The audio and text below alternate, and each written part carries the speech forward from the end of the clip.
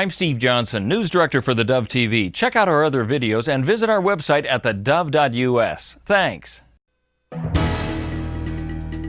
Good morning, I'm Steve Johnson with a reminder to get our app on your smartphone or tablet. You can also watch theDove on our website or on our Roku channel. In the news today, at least 6 are confirmed dead in that tragic train accident in Pennsylvania.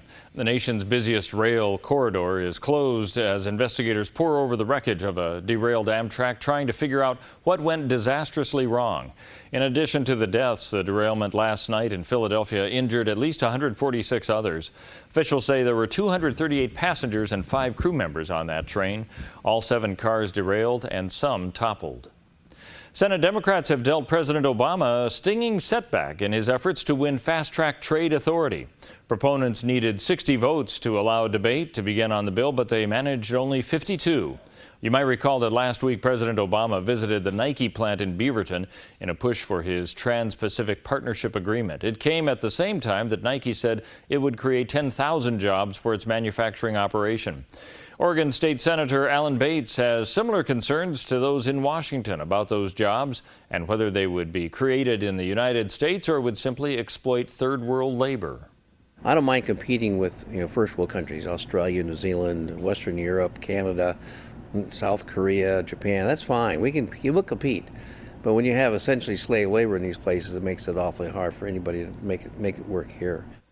Now, Bates says that the Oregon legislature will be interested to know the impact of jobs in the state, and he's working with the Oregon congressional delegation to find out the impact TPP would have on Oregon. Secretary of State John Kerry's meeting with Russian President and Foreign Minister have produced little evidence of any progress in easing tensions on Ukraine or Syria.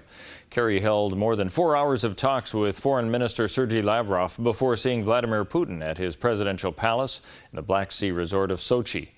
Kerry arrived hoping to test Russia's willingness to make pro-Russian separatists in Ukraine comply with a ceasefire agreement that has become increasingly fragile. He told reporters of his goal.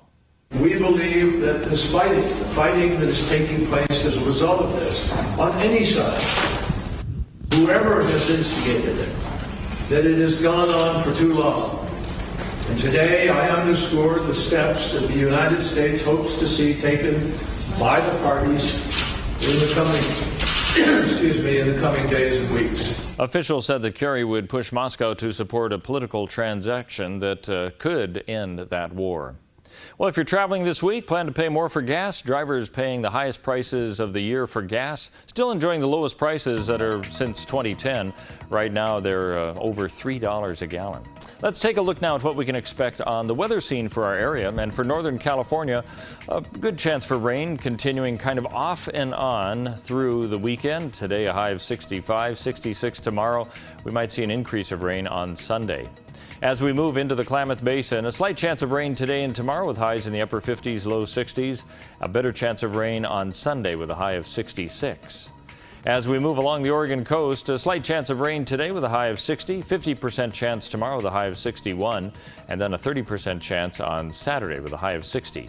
As we move a little inland to Central Oregon and the Bend area, 60 is the high today, a slight chance of rain today and increasing tomorrow with a high of 59, a high both Thursday and Friday. And for Southern Oregon in the Medford area, good chance of rain today, possibly thunderstorms tomorrow with highs in mid to upper 60s. That's a look at news and weather. You're up to date here on theDove.